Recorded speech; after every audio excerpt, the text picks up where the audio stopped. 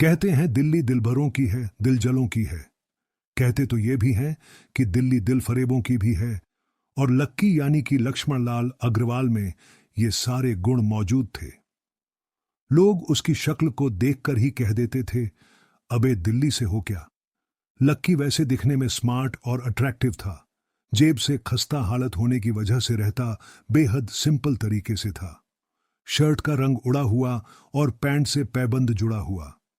कहने को तो उसकी उम्र के लड़के दिल्ली की सड़कों पर रात को मोटर बाइक दौड़ाते थे, लेकिन लक्की उर्फ लक्ष्मण लाल अग्रवाल सिर्फ कमरे से कॉलेज, कॉलेज में पढ़ाई और गर्लफ्रेंड डिंपल के साथ थोड़ा वक्त बिताना। फिर कॉलेज से दुकान, दुकान से जब होम डिलीवरी आए तो वहां और फिर घर चला जाता था। हाँ, कभी कभी जब वो किसी लड़के को खाली सड़क पर मोटर बाइक धन धनाते हुए देखता तो कहता, एक दिन अपना टाइम भी आएगा जब मैं चश्मा लगाकर बैठूंगा और पीछे डिंपल को बैठाऊंगा, देखना। जब वो मेरी कमर में अपना हाथ कसेगी और मैं तेजी से मोटरसाइकिल को इंडिया गेट के आसपास दौड़ाऊंगा तो सारे दिल्ली का दिल हम दोनों को देखकर जलेगा। दुकान में रखा हुआ बरनोल भी काम नहीं आएगा, लक्की ने कहा और अपने हाथ में बरनोल की क्रीम को दबा दिया। जैसे ही उसने क्रीम को दबाया, वो क्रीम बाहर आ गई। अबे गधे, क्या कर रहा है? वो कोई स्पंज की गेंद है क्या जो उसे दबा रहा है? दुकान के मालिक ने उसे फटकारते हुए कहा और उसके सर पर एक चपत लगा दी। Sorry sorry sir, sorry sir, Lucky ने अपना सिर बचाते हुए कहा। वो करोल बाग में स्थित एक छोटी सी मेडिकल स्टोर पर काम करता था। उसकी दुकान का नाम था चमन मेडिकल स्टोर और उसके ओनर का नाम था चमन लाल। लक्की पिछले 5 साल से इन्हीं की दुकान पर काम कर रहा था। यहां इस छोटी सी शॉप पर काम करना उसकी मजबूरी थी। लाइफ में कंगाली की वजह से उसे कॉलेज में पढ़ाई पूरी करने के लिए पार्ट टाइम जॉब करना था। उसने कई अच्छी जगह अच्छी तनख्वाह की नौकरी ढूंढी पर नहीं मिली और वो इस मेडिकल स्टोर पर ही अटक गया। गधे, अब इसके पैसे क्या तेरे बाप भरेगा? कटेगा। इसका पैसा भी तेरी तनख्वाह से कटेगा और एमआरपी से डबल रेट में कटेगा। चमन ने अपने दांतों को किचमिचाते हुए कहा। गुस्से की वजह से उसकी नाक फूल गई थी और लकी की सांसें उसने घबराते हुए ओनर से पूछा, एमआरपी से? एमआरपी से डबल क्यों सर जी? ताकि अगली बार से ऐसी कोई हरकत करने से पहले तो डबल बार सोचे, चमन ने कहा और उसके हाथ से ट्यूब छीन ली। उसका जी तो चाह रहा था कि वो लक्की की खोपड़ी पर एक और बार अपना हाथ साफ कर ले, लेकिन उससे पहले ही दुकान का फोन बजने लगा। फोन की घंटी बजते ही लक्की को वहां से निकलने का मौका मिल गया और वो भागते हुए फोन उठाने के लिए चला गया। हेलो जी, करोल बाग के best medical store Chamanlal medical store से बोल रहा हूं। बताइए क्या काम था? ये लक्की की पेटेंट लाइन थी, चाहे कहीं से भी फोन आए, लेकिन उसे फोन पर बस यही बोलना था। जैसे ही इधर लक्की ने अपनी बात कही, उधर से जवाब आया, मैं ब्रूमिंग नाइट होटल के कमरा नंबर 304 से बात कर रहा हूं। एक छोटा सा ऑन ऑर्डर है, नोट करो और जल्दी से ऑन ऑर्डर पे डिलीवर करवा दो। वो एक लड़के की आवाज थी। उसकी आवाज में काफी भारीपन और एक अजीब सी जल्दबाजी थी। जैसे ही लक्की ने वो आवाज सुनी, पता नहीं क्यों उसे वो आवाज जानी पहचानी सी लगी। जी जी सर, बताइए आपका क्या ऑर्डर है? हाँ तो लिखो, हार्ट प्ले के 2 पैकेट और 1 पैकेट टिश्यू। लक्की जो कि अपना पैन लेकर खड़ा था, हार्ट प्ले का नाम सुनते ही झिझक गया। असल में हार्ट प्ले नाम का एक कंडोम आता था और इसलिए उसका नाम सुनते ही लक्की शर्मा गया था। इतने साल से भी मेडिकल की स्टोर पर काम करने के बाद उसे इन चीजों का नाम सुनने में शर्म आती थी। हेलो भाई, लिखा कि नहीं लिखा? उस आदमी ने फिर से लक्की से पूछा। जी जी सर, लिख लिया सर, लिख लिया। लक्की ने खिसियाकर हंसते हुए कहा। लिख लिया तो ऑर्डर लेकर निकल। उस लड़के ने कहा। उसकी आवाज सुनकर न जाने ऐसा क्यों लग रहा था कि वो बहुत बड़ा आदमी था। जी जी सर, मैं सर, लेकिन सर बाहर तो बारिश हो रही है, लक्की ने कहा। उसने देखा कि बाहर बहुत तेज बारिश हो रही थी। उनकी दुकान के सामने पानी भर गया था और तेज हवाओं की वजह से चमन मेडिकल स्टोर का बोर्ड भी गिर गया था। लक्की को लग रहा था कि वो इतनी तेज बारिश में अभी एकदम से तो नहीं निकल पाएगा। तो उसने उस लड़के को समझाते हुए कहा, सर मैं ऑर्डर तो ले आऊंगा पर थोड़ा टाइम लग जाएगा, बारिश थोड़ी थम जाए। अब इससे पहले कि वो कुछ आगे बोल पाता, फोन पर तुम्हारे मालिक को पता है कि तुम मल्होत्रा जी के लड़के को मना कर रहे हो? हाँ पता है, बारिश हो रही है इसलिए सारा सामान अच्छे से थैली में पैक करके लाना और लेट नहीं होना चाहिए, समझे? उस लड़के ने कहा। और इससे पहले कि लक्की आगे कुछ कह पाता, उसने फोन काट दिया। उधर से लक्की के दुकान का मालिक उसे घूर कर देखे जा रहा था। लक्की के हाथ में पेन और पेपर देखकर ही वो समझ गया था कि उसके पास कोई ऑर्डर आया था। आज वैसे भी इतनी बरसात होने की वजह से सुबह से इक्का दुक्का ग्राहक की दुकान पर आए थे। ऐसे में उसकी दुकान का मालिक एक भी ऑर्डर को छोड़ना नहीं चाहता था। वो लक्की को देख रहा था और लक्की बारिश की ओर देख रहा था। बारिश का बहाना नहीं चलेगा, जाना पड़ेगा, चमनलाल ने कहा। मैं बहाना नहीं कर रहा सर, थोड़ी बारिश धीमी हो जाए तो मैं चला जाऊंगा। अभी आप खुद ही देखिए कितनी तेज बारिश है। वो पता नहीं कोई मिस्टर मल्होत्रा का कोई बेटा कुछ ज्यादा ही जल्दी में था। मैं साइकिल से तो पहुंच नहीं पाऊंगा। इतनी जल्दी? लक्की ने उनकी ओर देखते हुए कहा। क्या कहा मिस्टर मल्होत्रा जी का बेटा? तू मेरी दुकान बंद करवाएगा क्या? अभी के अभी निकल, उनका ऑर्डर लेके, वो हमारे बहुत पुराने कस्टमर है, चमन ने कहा। पर लक्की ने कहा ही था कि चमन बोला, परवर कुछ नहीं, तू मेरी मोटरसाइकिल ले जा। उसने गुस्से में कहा, अरे सर जी, 200 के ऑर्डर में मुश्किल से 40 रुपए बचेंगे, इससे 3 गुने का तो पेट्रोल ही लग जाएगा, और अगर गाड़ी रास्ते में बंद हो गई तो अलग से खर्चा। लक्की ने समझाते हुए कहा। वो जानता था कि उसका मालिक इन सब बातों पर ध्यान नहीं देने वाला। चमनलाल बोला, कोई बात नहीं, तू जा, चाहे जो हो जाए, ग्राहक नाराज नहीं होना चाहिए, और वैसे भी वो मल्होत्रा जी का बेटा है। चमनलाल ने मोटरसाइकिल की चाबी लक्की की ओर उछालते हुए कहा। लक्की ने चाबी ली। उसे देखकर उसके अंदर मिक्स फीलिंग आ गई। एक तो वो बहुत खुश हुआ कि बड़े दिनों बाद बाइक चलाने को मिलेगी, पर वही दूसरी तरफ तो इसलिए हुआ कि बाइक मिली भी तो ऐसी तेज बारिश में अगर खराब हो गई तो इसकी चपत भी उसके सिर पर ही पड़ेगी। वो मुंह लटकाकर रेनकोट और हेलमेट पहनते हुए वहां से निकल गया।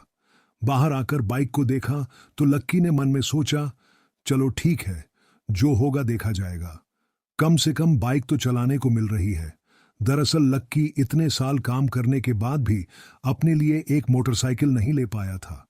लक्की की तनख्वाह ही इतनी भर थी कि सिर्फ उसके कमरे का किराया, उसकी साइकिल में डालने वाली हवा का खर्च, बिजली, पानी का बिल और डिंपल के साथ महीने में 1-2 बार बाहर खाने का खर्चा ही निकल पाता था। उसे डिंपल की कही बात अक्सर याद आती थी, लक्की अगर अगले 2 महीने में तुमने बाइक नहीं खरीदी ना तो मैं तेरे से ब्रेकअप कर लूंगी, देखना। असल में डिंपल को लक्की के साथ बाइक पर घूमने की बड़ी तमन्ना थी। लक्की की इस उजाड़ जिंदगी में एक वही तो थी जिसके लिए जिंदा रहने को उसका जी चाहता था। जब भी वो उससे बाइक की बात करती तो लकी डिंपल की इस बात को हंसकर टाल देता था। वो अपने मन में इस बात को अच्छे से जानता था कि डिंपल उससे बहुत प्यार करती थी और वो उसे कभी छोड़कर नहीं जा सकती थी। वो दोनों एक दूसरे में ऐसे घुले मिले थे जैसे बादल बरसात में घुल जाती है। लक्की को डिंपल बहुत पसंद थी और वो उसके लिए दुनिया जहां की खुशियां खरीद कर ला देना चाहता था। वो चाहता था कि एक दिन वो डिंपल को प्लेन में बैठा दे, लेकिन उसकी ये सब उसकी तनख्वाह की नौकरी की वजह से वो अभी पूरे नहीं होने वाले थे। पर आज उसके पास एक मौका था। वो डिंपल को अपने साथ इस बारिश में राजपथ घुमाना चाहता था। वो उसे दिल्ली दिखाना चाहता था। चमनलाल को देने के लिए उसने पहले से ही बहाना सोच रखा था। बस जल्दी से वो ये डिलीवरी देकर सीधे डिंपल के पास ही जाने वाला था। उसने होटल ब्रूमिंग नाइट के बाहर मोटर बाइक पार्क की और सीधे होटल के अंदर चला गया। रिसेप्शन पर पहुंचकर नमस्ते करते हुए रिसेप्शनिस्ट को बोला, जी मैं चमन मेडिकल स्टोर से आया हूं, रूम नंबर 304 का ऑर्डर था सर। रिसेप्शन पर खड़ा आदमी उसके हाथ में काली थैली को देखकर समझ गया था कि उसमें क्या था और वो मंद ही मंद मुस्कुराते हुए बोला, हाँ 3rd फ्लोर पर है, लिफ्ट से चले जाओ और हाँ रेनकोट यहीं उतार देना। जैसा उस आदमी ने कहा लक्की ने ठीक वैसा ही किया और लिफ्ट में चढ़ने के कुछ ही देर बाद वो तीसरे माले पर पहुंच गया था। रूम नंबर 304 के बाहर पहुंचा और उसने डोरबेल बजाई।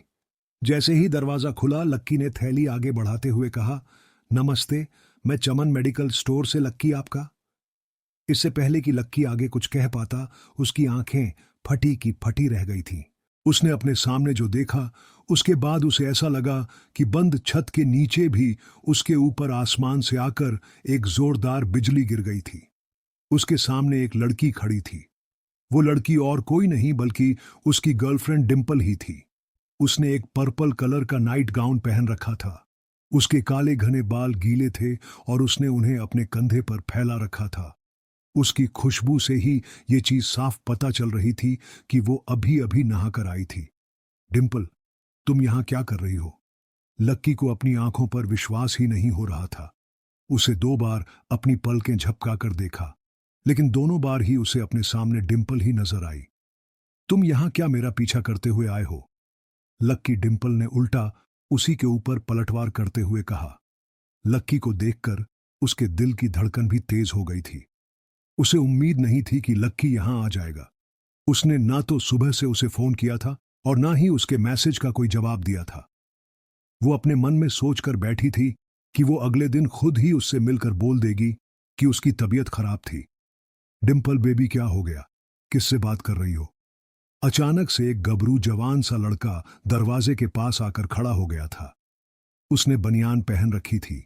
लक्की उसे पहचान गया था। साले राहुल के बच्चे, तेरी हिम्मत कैसे हुई मेरी डिंपल को हाथ लगाने की? लक्की ने जैसे ही राहुल को देखा, उसके तन बदन में मानो आग सी लग गई थी। वो उसे इस वक्त इतना बुरा मारना चाहता था, इतना बुरा पीटना चाहता था, जिसकी कोई हद सीमा नहीं थी। लेकिन जीस कॉलेज में पढ़ता था। राहुल और डिंपल भी उसी में पढ़ते थे और वो कॉलेज राहुल के फादर का ही था। डिंपल ने राहुल के पिता की एक कंपनी में जॉब पकड़ ली थी और राहुल उस पर बहुत लाइन मारता था, लेकिन 1-2 बार डिंपल को उससे दूर रहने के लिए भी कहा, लेकिन डिंपल ने उसे ये कहकर टाल दिया था कि वो सिर्फ अच्छे दोस्त थे। आज भी इससे पहले कि वो आगे बढ़ता, डिंपल उन दोनों के बीच आ गई। रुक जाओ, डिंपल ने गुस्से में कहा और लक्की के सीने पर हाथ रखकर उसे रोक दिया। लक्की लंबी लंबी सांसें ले रहा था और कुछ ही सांसों के बाद उसका गुस्सा शांत हो गया। अब डिंपल के पास भी छुपाने के लिए कुछ नहीं था, इसलिए उसने लक्की से कहा, लक्की, आज से तुम्हारा और मेरा ब्रेकअप। लक्की के पैरों के नीचे से जमीन खिसक गई थी। उसकी आंखें नम हो गईं। लक्की को उसकी बातों पर विश्वास नहीं हो रहा था। उसने डिंपल की ओर देखा और बोला, डिंपल, हम पिछले 1 साल से एक दूसरे के साथ हैं और तुम हो कि मुझसे ब्रेकअप करना चाहती हो। अरे मैं तो तुम्हारे लिए नई बाइक लेने वाला था। चल रहने दे, आज ही याद आई है तुझे बाइक की। अरे तेरे पास मुझे बाहर घुमाने के लिए, खिलाने पिलाने के लिए पैसे तो है नहीं। तू कहां से लेगा बाइक? और अगर ले भी लेगा तो उसमें पेट्रोल कहां से डलवाएगा? तेरी 8,000 रुपए महीने की नौकरी, उसमें होगा ये सब? लोग हंसते हैं मेरे ऊपर। जब मैं सरोजनी में तेरे साथ घूमती हूं, मैं ऐसी लाइफ नहीं जीना चाहती लक्की। मैं तेरी तरह गरीब नहीं रहना चाहती। तूने मुझे फंसाया था, उल्लू बनाया था तूने मुझे। इसलिए मैंने राहुल से मैचअप कर लिया है। आज से यही मेरा बॉयफ्रेंड है। डिंपल ने गुस्से में कहा, अच्छा तो बेबी, ये है तुम्हारा वो बेकार सा एक्स बॉयफ्रेंड? राहुल ने पूछा और डिंपल के बगल में आकर खड़ा हो गया। फिर उसने लक्की के हाथ से थैली उठाई और उसमें से हार्ट प्ले का पैकेट निकालकर उसे चिढ़ाने के लिए उसे हवा में लहराने लगा। बाप रे, इससे बदकिस्मत इंसान है इस दुनिया में और कौन होगा? राहुल ने उसकी टांग खींचते हुए कहा। लक्की के पास उसकी बात का कोई जवाब नहीं था। उसने गुस्से से डिंपल की ओर देखा और अपनी हाथों की मुट्ठी भींच ली और फिर वो वहां से निकल गया। अबे, ये पैसे तो ले जा, सब कुछ फ्री में देता जाएगा क्या? राहुल ने जोर से ठाके लगाते हुए कहा, लेकिन लक्की बिना उसकी बात सुनते ही निकल गया। उसके दिमाग में डिंपल के कहे शब्द गूंज रहे थे। उसने कभी सपने में नहीं सोचा था कि डिंपल उसके साथ कुछ ऐसा भी कर सकती थी जिस इंसान के लिए वो इतना कुछ करना चाह रहा था। उसे उसकी कोई कदर ही नहीं थी। लक्की इतना हताश हो गया था कि बुरी तरह से रोने लगा। इस बार वो लिफ्ट से नहीं बल्कि सीढ़ियों से नीचे उतरा और एक एक सीढ़ी उतरने के साथ उसके आंसू आंखों से छलकते जा रहे थे। जब उसकी आवाज सुनकर कुछ लोग अपने कमरे से बाहर आए तो लक्की ने तुरंत अपने आंसू पोंछे और तेजी से वहां से भाग गया।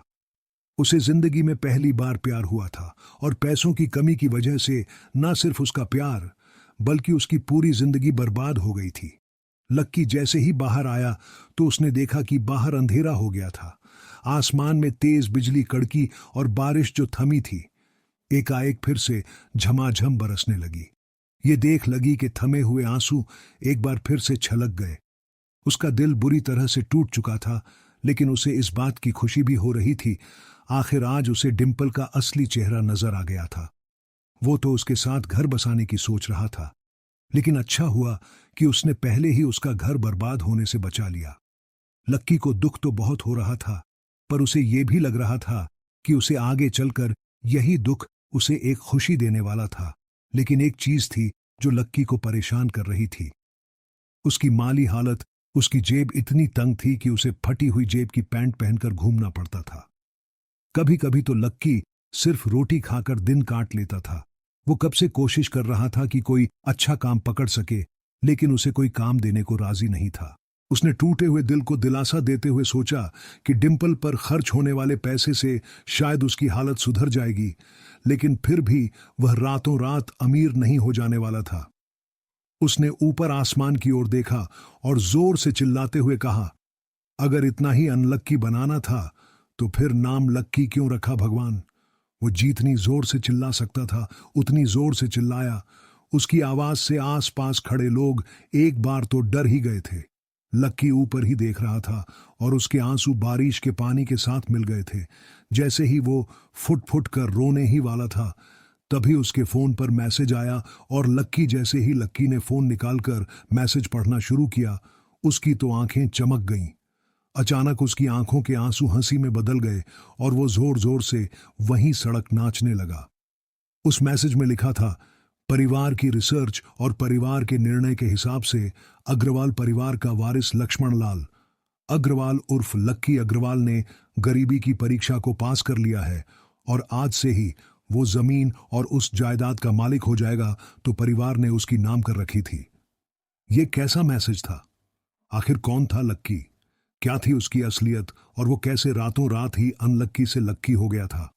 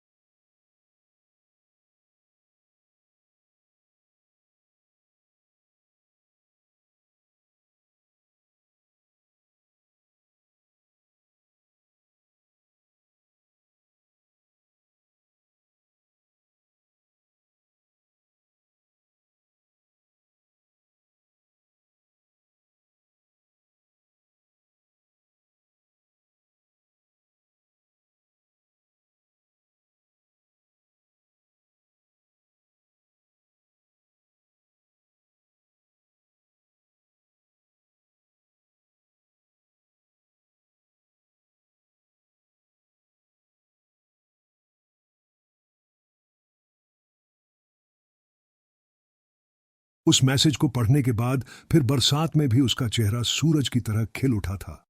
लक्की ने इस मैसेज को पढ़कर खत्म किया ही था कि उसके फोन पर बारिश की बूंदें जमा होने लगी थीं। लक्की ने थोड़ी देर की खुशी मनाने के बाद याद आया कि वो सच में गरीब नहीं था। असल में उसके परिवार ने उसे एक परीक्षा में डाल रखा था जिसका नाम था गरीबी अभ्यास परीक्षा। इस परीक्षा के तहत लक्की को अग्रवाल खानदान में उसके नाम की जमीन और जायदाद पर तभी हक मिलने वाला था जब वो इस परीक्षा को पास कर लेता। अचानक से उसे याद आया कि वो गरीब नहीं था बल्कि गरीब होने की परीक्षा दे रहा था।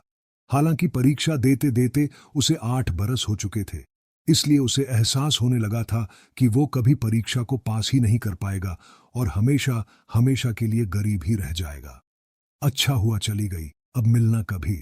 लक्की ने होटल की तीसरी मंजिल की ओर देखा और पानी के अंदर ही अपना पैर पटक दिया। वो डिंपल को कोस रहा था। उसने अपनी मोटरसाइकिल उठाई और फिर से चमन मेडिकल स्टोर जाने के लिए मुड़ने लगा। अगले दिन जब लक्की की आंख खुली तो वो सीधा उठा और तैयार होकर शहर के सबसे बड़े बैंक न्यू सिटी बैंक पहुंच गया। न्यू सिटी बैंक न सिर्फ शहर का सबसे बड़ा बैंक था बल्कि वो सबसे अमीर बैंक भी था। वहां पर शहर के सबसे अमीर लोगों के ही पैसे जमा किए जाते थे।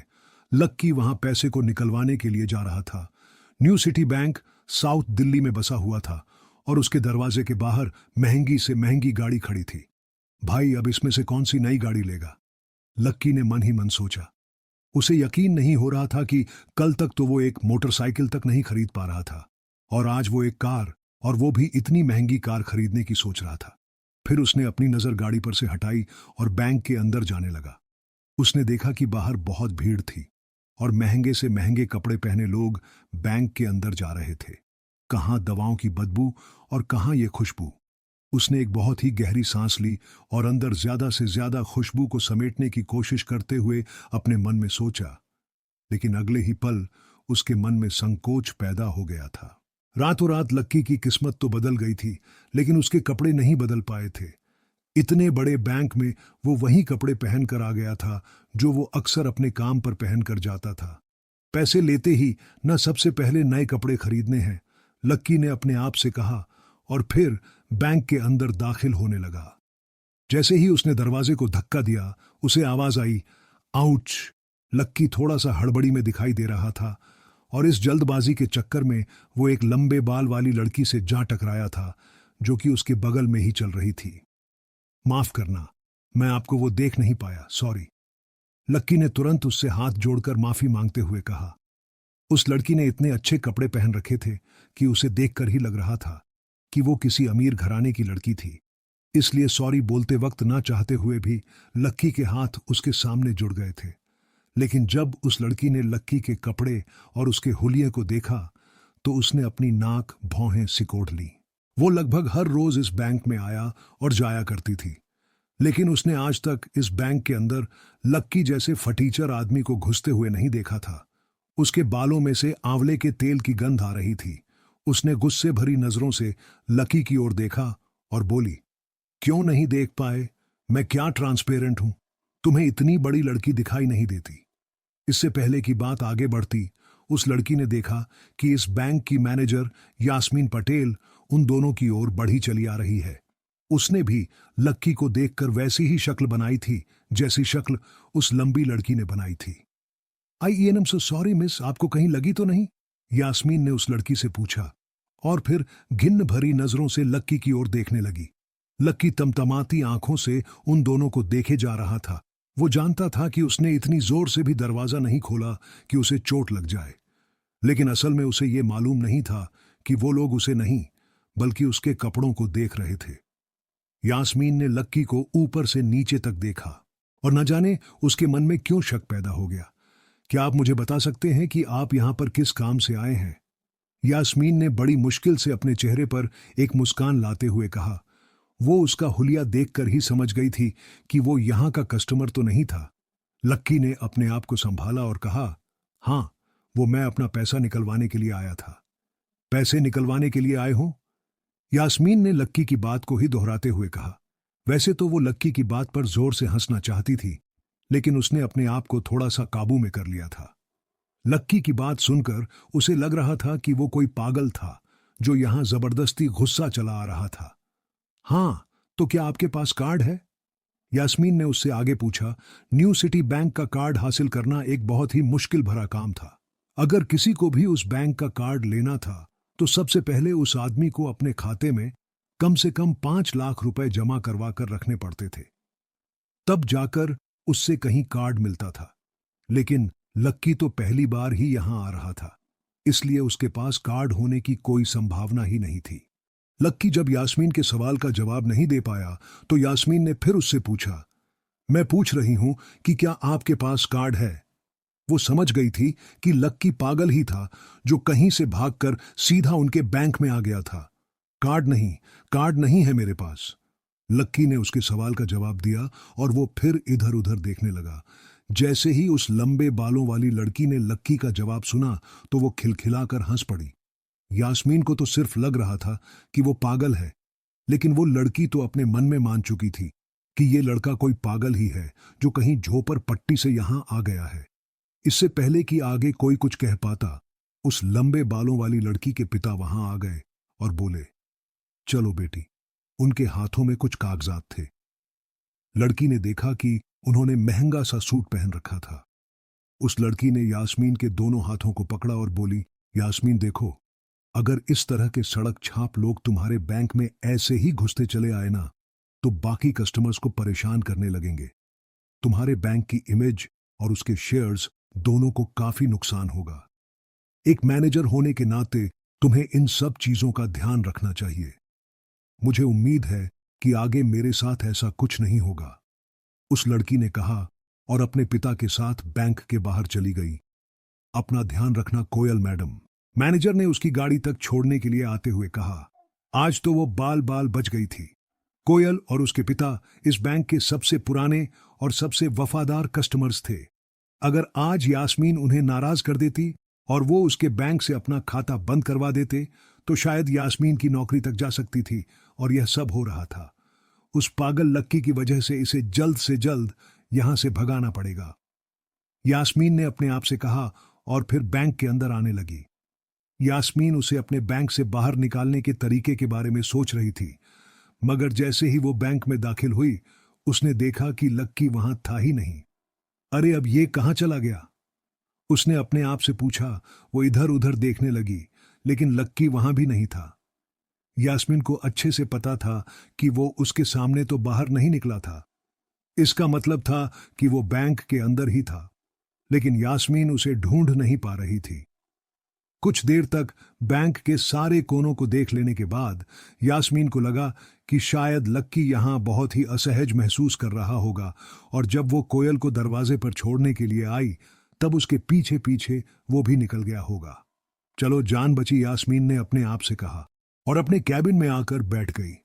जैसे ही उसने आज के दिन की पहली फाइल उठाई थी उसे किसी की झलक दिखी। ये कोई और नहीं बल्कि लक्की ही था। अरे ये कहां छिपा हुआ था? यास्मीन ने अपने आप से ही कहा और तुरंत फाइल को टेबल पर रखकर वो ऑफिस के बाहर आ गई। उसने देखा कि लक्की बैंक के वीआईपी लाउंज के बाहर खड़ा था और उसके खंबे की आड़ की वजह से वो यास्मीन की नजर से बाहर हो गया था। अब यास्मीन को तो वो मिल गया था, लेकिन उसके लिए उससे भी बड़ी एक और मुसीबत खड़ी हो गई थी। लक्की जिस कमरे के बाहर अभी खड़ा था, उस कमरे के अंदर शहर के सभी रईस लोगों का उठना बैठना था। बैंक के सिलसिले में या फिर किसी दूसरे काम के सिलसिले में वो सभी लोग यहीं आकर बात किया करते थे। उस कमरे के अंदर जो लोग बैठे थे उन सबके करोड़ों रुपए बैंक के खाते में जमा थे। अब अगर ऐसे में लक्की वहां घुस जाता तो सब लोग मिलकर यास्मीन की गर्दन पर चढ़ जाते। रुको, जहां पर हो वहीं खड़े रहो, यास्मीन जोर से और साथ ही गुस्से से चिल्लाई। बाकी के लोग जो वहां खड़े थे वो यास्मीन की ये चीख सुनकर डर गए थे। कुछ लोगों को उसकी इतनी जोर से आवाज करने की वजह से गुस्सा भी आ गया था और यास्मीन सबसे मुस्कुराते हुए माफी मांगकर आगे बढ़ती जा रही थी। वो लक्की को किसी भी तरह से उस कमरे में जाने से रोकना चाहती थी, लेकिन उससे पहले ही वो उस कमरे के अंदर दाखिल हो चुका था। अरे यार, ये आदमी है या गधा? यास्मीन ने अपना ही सिर पीटते हुए कहा और वो भी उस कमरे के दरवाजे की ओर बढ़ने लगी। उसने उस कमरे का दरवाजा खोलने की कोशिश की, लेकिन वो अंदर से लॉक हो गया था। बाप रे, ये कैसा आदमी है, बिना परमिशन के अंदर गुस्सा तो गुस्सा, लेकिन दरवाजा भी अंदर से बंद कर लिया। अब यास्मीन की सांसें फूलती जा रही थीं, उसे बहुत डर लग रहा था। उसका जी यह सोचकर घबराए जा रहा था कि न जाने अंदर लक्की और उस रिलेशन मैनेजर के बीच क्या हो रहा होगा। इधर जैसे ही लक्की कमरे में दाखिल हुआ, वहां का कस्टमर रिलेशन मैनेजर, जो कि सोफे पर फैला हुआ था, वो उसे देखते ही अचानक सीधा बैठ गया। हेलो सर, कैसे हैं आप? उसके मुंह से बिना लक्की को देखते हुए ये शब्द निकले। उसे याद था कि इस कमरे में कुछ खास लोग ही आते थे, और जो भी आते थे यास्मीन उनके आने की खबर उसे पहले ही दे देती थी। लेकिन इस वक्त जो आदमी उसके सामने खड़ा था, उसे देखते ही वो अपनी जगह पर जम गया था। ना तो वो कहीं से भी वीआईपी लग रहा था और ना ही वो उसका कोई रिश्तेदार था। कौन हो भाई तुम? क्या चाहिए तुम्हें? उस मैनेजर ने 20 साल के जवान लड़के को देखते हुए कहा। मैं यहां अपना पैसा लेने आया हूं। लक्की ने सीधे मुद्दे की बात को मैनेजर के सामने रखते हुए कहा। तुम्हारे पास हमारा सुप्रीम कार्ड है। मैनेजर ने उसे ऊपर से नीचे तक देखा था और पूछा। नहीं नहीं, मेरे पास कोई कार्ड नहीं है, लक्की ने कहा। तो फिर हम तुम्हें कोई पैसा नहीं दे सकते। चलो अभी दरवाजा खोलो और सीधा बाहर निकलो, मैनेजर ने कहा और सोफे पर से उठ गया। नहीं, मैं अपना पैसा लिए बिना नहीं जाऊंगा। यहां से लक्की भी जिद पर अड़ गया। अरे बोला ना, बिना कार्ड वाले को पैसा नहीं मिलता है, और वो भी पैसा होगा तब तो मिलेगा ना, मैनेजर ने उसके करीब आते हुए कहा। अरे पैसा है तभी तो निकालने आया हूं सर, लक्की ने कहा।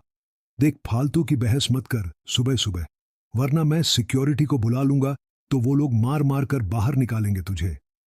लक्की यह सुनकर घबरा गया था। मैनेजर के चेहरे का गुस्सा उसे साफ नजर आ रहा था, लेकिन ऐसा भी नहीं था कि वो झूठ बोल रहा था। भले ही उसके पास कार्ड नहीं था, लेकिन इसका मतलब ये नहीं था कि वो अग्रवाल खानदान का लड़का नहीं था। जैसे जैसे मैनेजर उसकी ओर बढ़ता चला जा रहा था, लक्की का डर भी बढ़ता जा रहा था। मैनेजर को लग रहा था कि वो कोई संकी था, और वो उसे धक्का मारकर बाहर निकालने के लिए आगे बढ़ ही रहा था कि अचानक घबराए हुए लक्की के दिमाग में एक आइडिया आया। फिंगरप्रिंट। उसने अपना अंगूठा कमरे में मौजूद उस मैनेजर के सामने उठाते हुए कहा। फिंगरप्रिंट? कौन सा फिंगरप्रिंट? मैनेजर ने चौंकते हुए पूछा। अरे अरे, आपने कहा ना कि आपको कार्ड चाहिए, पर मेरे पास कार्ड नहीं है, फिंगरप्रिंट है, और मुझे मालूम है कि आपके यहां फिंगरप्रिंट से भी पैसे निकलते हैं। ये कहते ही लक्की ने एक राहत की सांस ली थी, लेकिन मैनेजर को यह समझ नहीं आ रहा था कि आखिर लक्की को फिंगरप्रिंट की जानकारी मिली कैसे। तुम फिंगरप्रिंट यूज करना चाहते हो? मैनेजर ने लक्की को घूरते हुए पूछा।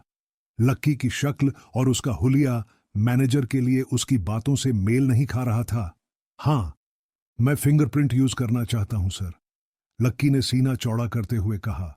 उसे इस तरह देखकर तो मैनेजर और भी कन्फ्यूज हो गया था। मैनेजर ने सोचा कि उसे एक चांस देना चाहिए, इसलिए उसने लक्की को फिंगरप्रिंट इस्तेमाल करने की इजाजत दे दी थी। वो अपनी टेबल के पास गया और उसके दराज में फिंगरप्रिंट वाली मशीन ढूंढने लगा। 2-3 ड्रॉर में झांकने के बाद आखिरकार उसे वो मशीन मिल गई थी। चुपचाप यहां पर अपना अंगूठा लगाओ, मैनेजर ने मशीन को आगे बढ़ाते हुए लक्की से कहा। लक्की ने अपनी फटी हुई पैंट के पिछले हिस्से में अपना अंगूठा पोंछा और फिर उस मशीन पे लगा दिया। 2 सेकंड बाद मशीन में से एक आवाज आने लगी। उसके अंदर एक लाल बत्ती जल रही थी और वो जोर जोर से बीप कर रही थी। देखा, तुम्हारा फिंगरप्रिंट मैच नहीं कर रहा है। मैंने पहले ही बोला था कि कोई खाता नहीं है इस बैंक में तुम्हारा। मैनेजर ने लक्की को ऐसे देखा जैसे वो कोई बड़ा अपराधी था। मैनेजर उसकी पैंट की ओर देखने लगा। उसे लग रहा था कि लक्की ने अपनी जेब में कोई हथियार छुपा रखा था और वो मैनेजर को बेवकूफ बना रहा था। इससे पहले कि लक्की अपनी जेब से कोई बंदूक या बम निकालता, मैनेजर ने अपना फोन निकाला और पुलिस का नंबर लगाने लगा। लक्की ने उसकी स्क्रीन पर देख लिया था कि वो 100 नंबर पर फोन लगा रहा था। लक्की बुरी तरह से घबरा गया था। वो बहुत ही उत्साह और जोश में अंदर तक तो चला गया था, लेकिन उसे मालूम नहीं था कि वो इतनी बड़ी मुसीबत में फंसने वाला है। अब आगे क्या होने वाला था? क्या लक्की उसे पुलिस को बुलवाने से रोक पाता? कहीं उसे कोई फेक मैसेज तो नहीं आया था? लक्की कैसे इस मुसीबत से बाहर निकलेगा? लक्की बैंक के अंदर दाखिल तो हो गया था, लेकिन जब मैनेजर ने उससे पैसे निकालने के लिए कार्ड मांगा तो उसके पास कार्ड नहीं था। उसकी फटेहाल हालत देखकर पहले ही मैनेजर को गुस्सा आ रहा था और उसमें लक्की ने यह डिमांड रख दी थी कि वो फिंगरप्रिंट से पैसे निकलवाना चाहता था। लेकिन पानी तब सर के ऊपर से निकल गया जब उंगली मैच नहीं हुई। मैनेजर ने फोन निकाला और पुलिस को फोन लगाने लगा। अरे अरे, ये क्या कर रहे हो? देखिए सर, मेरी बात सुनिए, मैं कोई क्रिमिनल नहीं हूं। हो सकता है मैंने गलत उंगली लगा दी हो, बस अब मेरे को एक लास्ट बार फिंगरप्रिंट लगाने दो प्लीज, लक्की ने उसके सामने हाथ जोड़ते हुए कहा।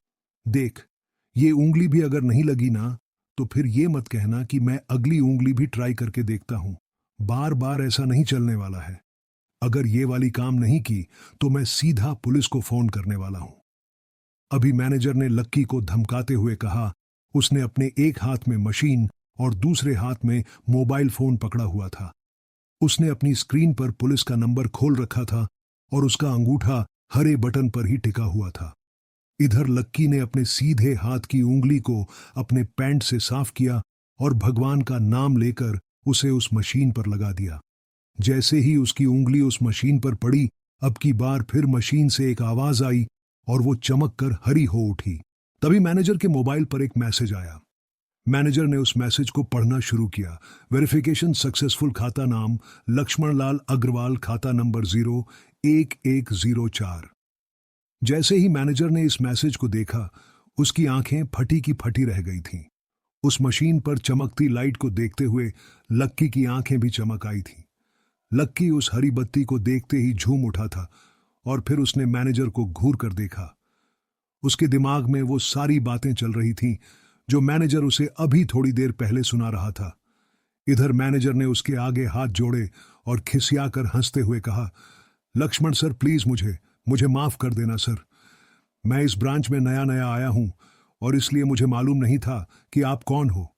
मैं इस ब्रांच का कस्टमर मैनेजर शशिकांत वर्मा हूं। प्लीज आगे भी मेरा ध्यान रखना सर, प्लीज।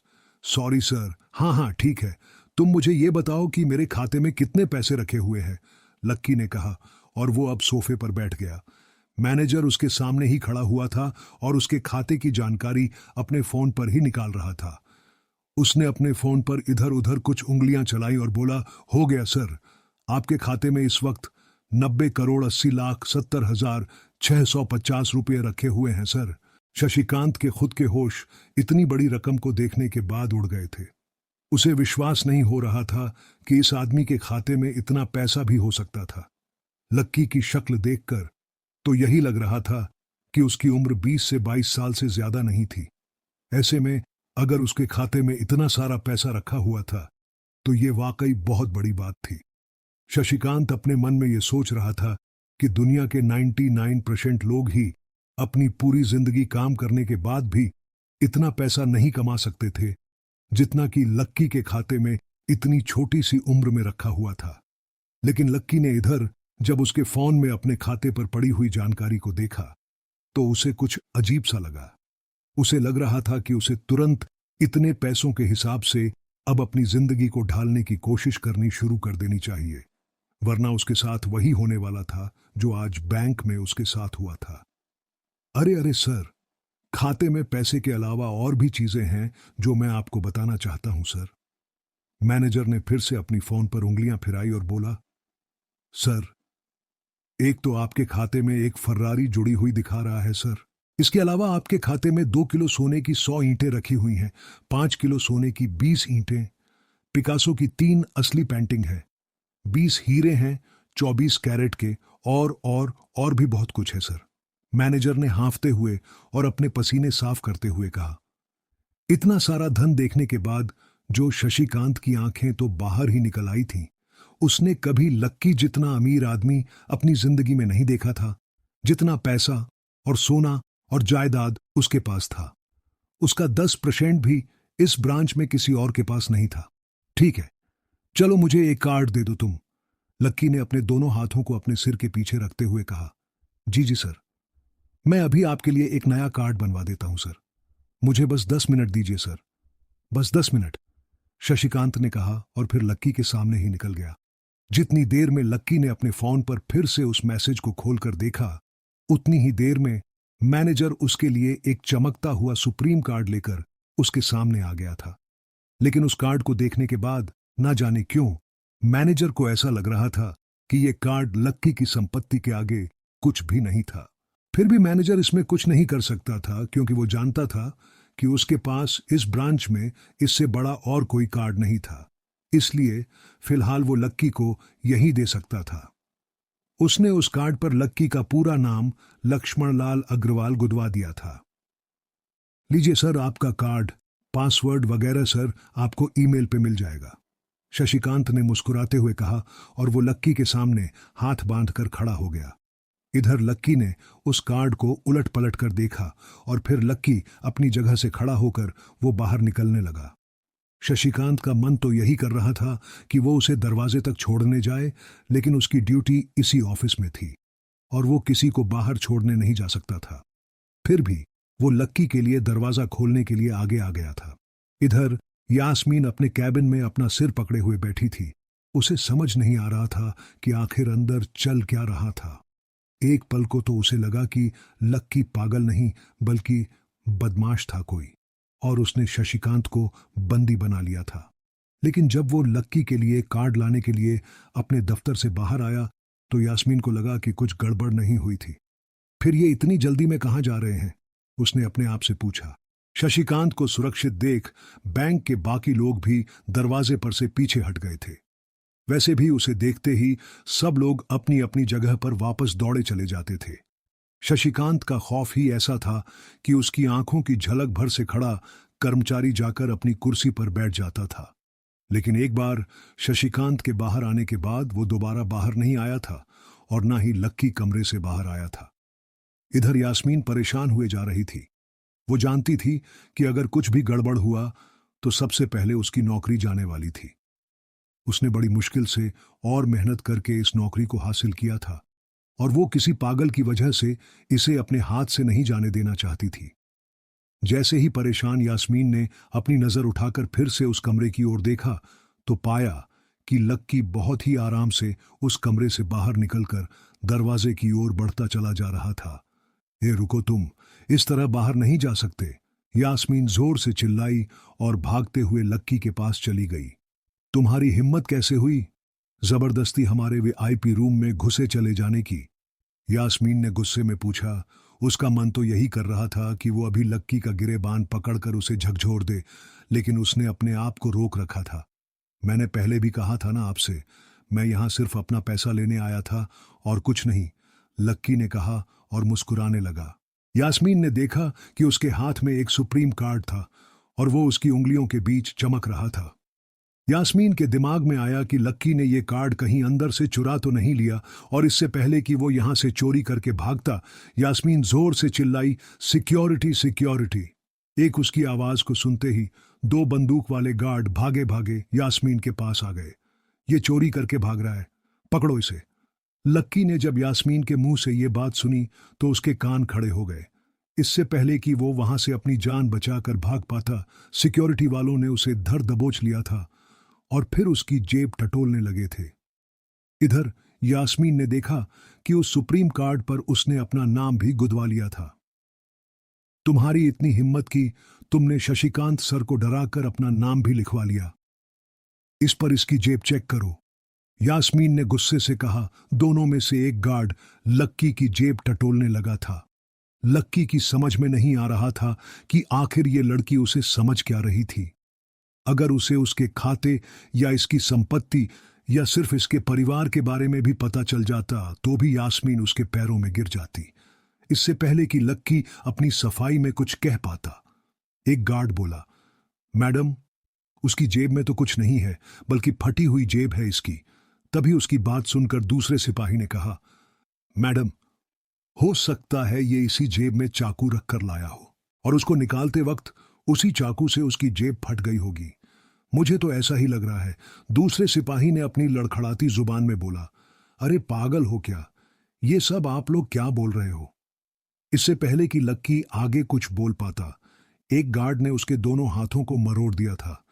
इधर यास्मीन अपने मन में सोच रही थी कि अगर वो चाकू लाया था तो फिर वो चला कहां गया था, बाप रे।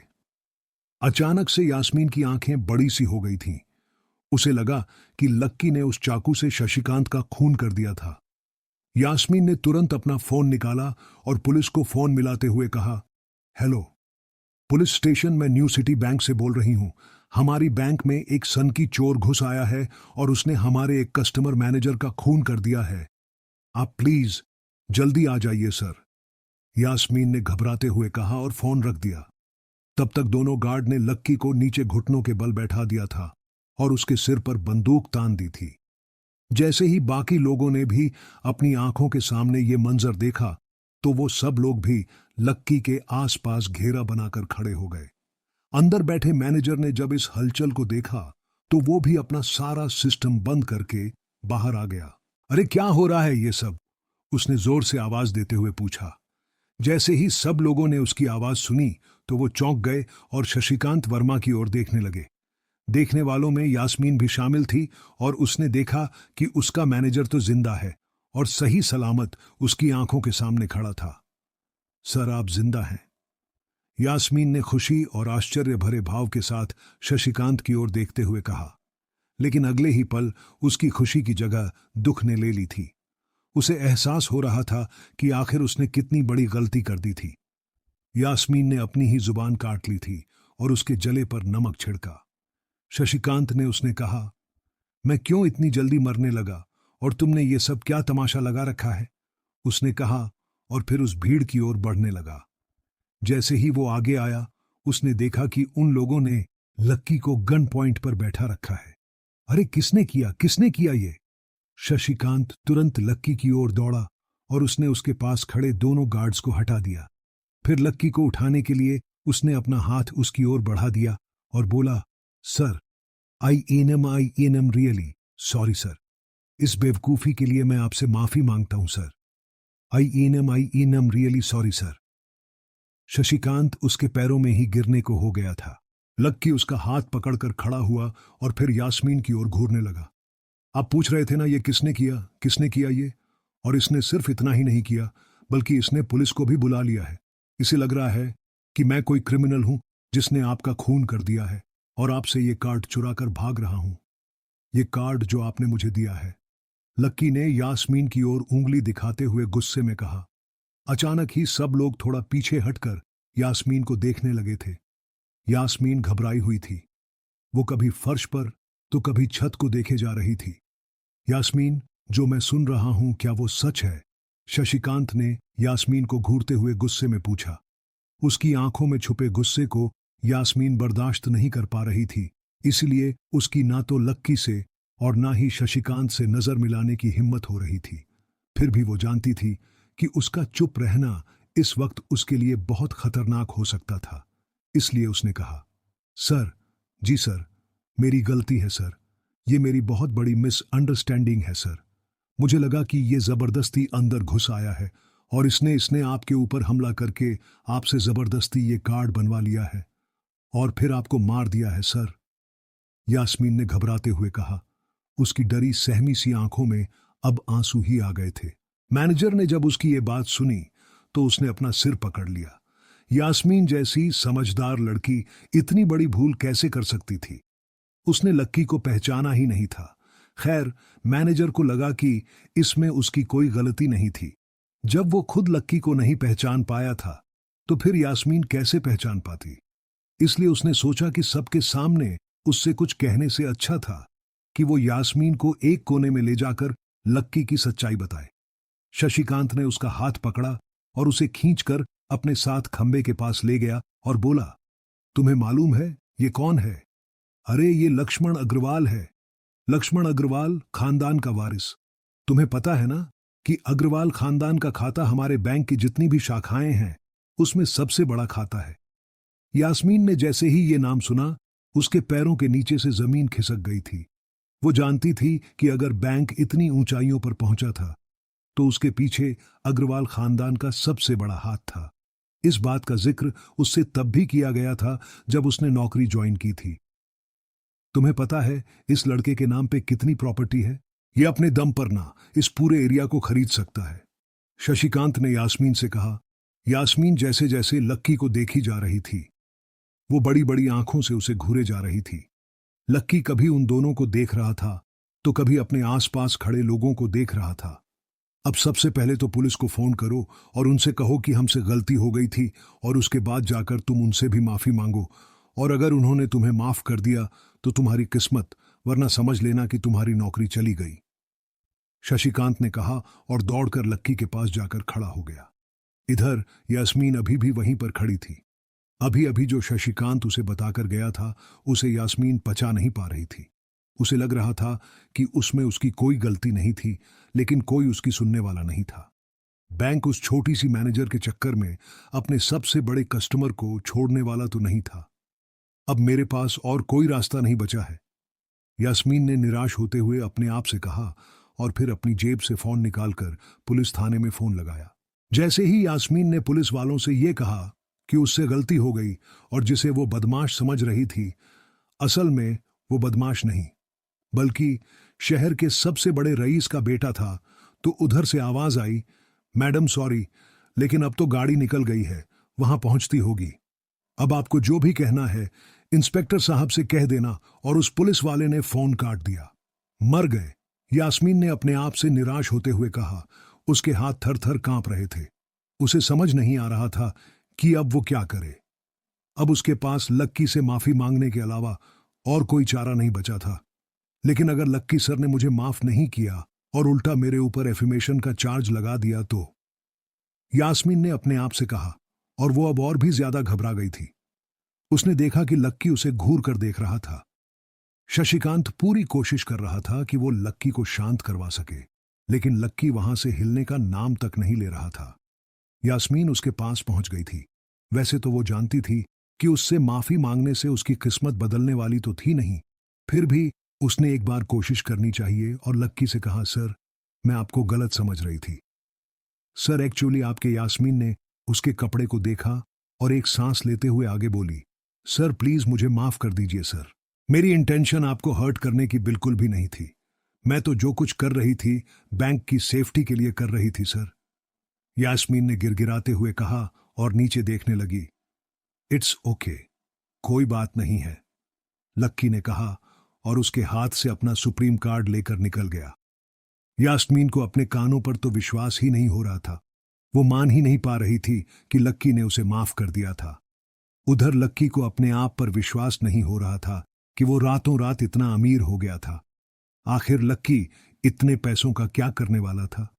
क्या उसके खाते की बैलेंस की तरह वो भी रातों रात बदल जाता? ये पैसा उसकी जिंदगी को क्या दिशा देने वाली थी? लक्की न्यू सिटी बैंक से अपना सुप्रीम कार्ड लेकर निकल रहा था। असल में उसे क्लास में जाने में देर हो रही थी, इसलिए वो बिना यास्मीन से कुछ कहे या उसे सबक सिखाए वहां से निकल गया था। लक्की दिल्ली यूनिवर्सिटी के ही एक कॉलेज में पढ़ता था। जैसे ही वो कॉलेज के अंदर दाखिल हुआ, उसके पैर एक कीचड़ से भरे गड्ढे में पड़ गए। ओह शिट, उसने अपने आप से कहा और अपने जूतों को पास की सड़क पर साफ करने लगा। वो कॉलेज एडमिनिस्ट्रेशन के दफ्तर की ओर देखकर उसे कोस रहा था। कॉलेज की सड़कों पर इतने सारे गड्ढे हो गए थे, लेकिन वो लोग एक भी गड्ढा नहीं भरवा रहे थे। जब भी लक्की इस चीज की कंप्लेन करने के लिए वहां जाता तो वो इसे ये कह देते कि फंड ही नहीं है। उसने जैसे तैसे अपना जूता तो साफ कर लिया था, लेकिन वो अपनी पैंट पर लगे कीचड़ के दाग को साफ नहीं कर पाया था। वो बाथरूम की ओर जा पाता, इतने में क्लास की घंटी बज गई। वो भागते हुए क्लास में पहुंचा। उसने दरवाजे के बाहर से ही देखा कि प्रोफेसर कमलनाथ मिश्रा पोडियम पर आ गए थे और उन्होंने आज के लेक्चर की शुरुआत भी कर दी थी। जैसे ही उनकी नजर बाहर खड़े लक्की पर पड़ी तो उनकी आंखें निराशा से भर आईं।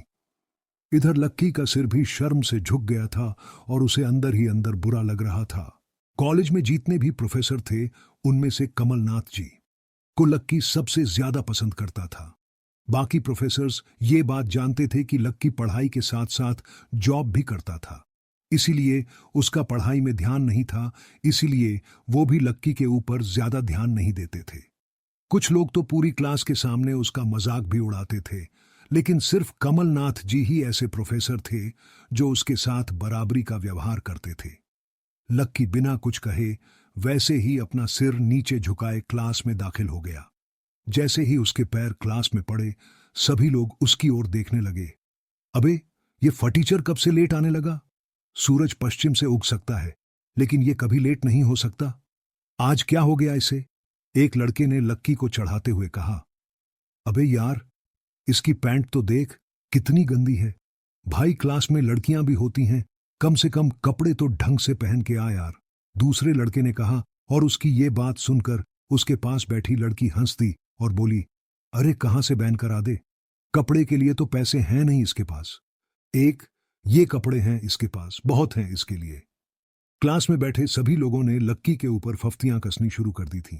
हर कोई उसके ऊपर कुछ ना कुछ कहे जा रहा था। ऐसा नहीं था कि लक्की ये सब आज ही सुन रहा था। इस तरह की फफ्तियों का सामना वो रोज करता था। रोज उसे ऐसी बातें सुनकर बुरा भी लगता था, और आज भी उसने अपना सिर नीचे तो झुका लिया था, लेकिन आज उसके चेहरे पर एक मुस्कान थी। इन लोगों को पता नहीं था कि यह अनलक्की आज कितना लक्की होकर आ रहा है। जैसे ही क्लास में बैठे बच्चों का शोर बढ़ने लगा, उधर से कमलनाथ जी ने चिल्लाते हुए कहा, आपस में बात करना बंद करो।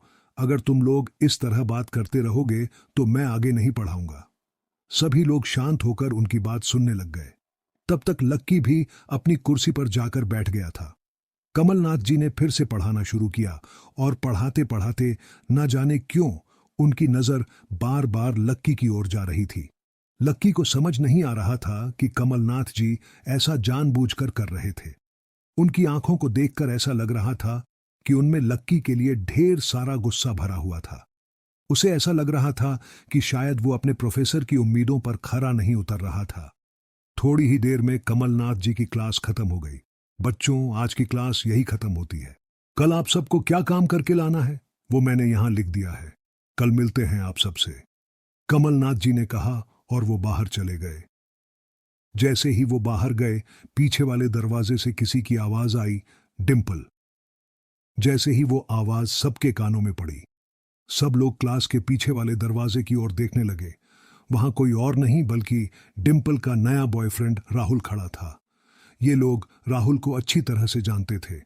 राहुल ने दरवाजे से झांक कर देखा तो वहां कोई नहीं था। वो धीरे धीरे कमरे में दाखिल हुआ और सीधा डिंपल के पास चला गया। डिंपल खिड़की के पास बैठी हुई थी।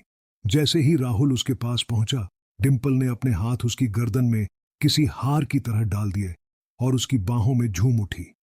उधर राहुल ने भी डिंपल को सबके सामने चूम लिया था। ये नजारा देखते ही सबकी नजरें लक्की के ऊपर जा टिकी। सबको अभी तक तो यही पता था कि डिंपल लक्की की गर्लफ्रेंड है। किसी को इस बात की खबर नहीं थी कि उन दोनों का ब्रेकअप हो गया था।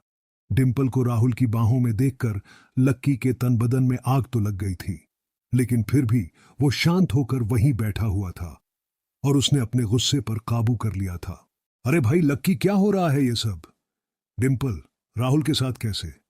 उसके एक दोस्त ने आकर लक्की से कहा। होने देना यार, छोड़ना, लक्की ने कहा। उसका इस बारे में किसी से बात करने का कोई मन नहीं हो रहा था। अरे भाई, तुझे पता है वो राहुल कितना चालू आदमी है? अभी तक इस कॉलेज की 5 लड़कियों को फंसा चुका है और ये डिंपल छठी है, लक्की के दोस्त प्रीतम ने उससे कहा। उसकी बात सुनते ही लक्की ने प्रीतम को घूर कर देखा।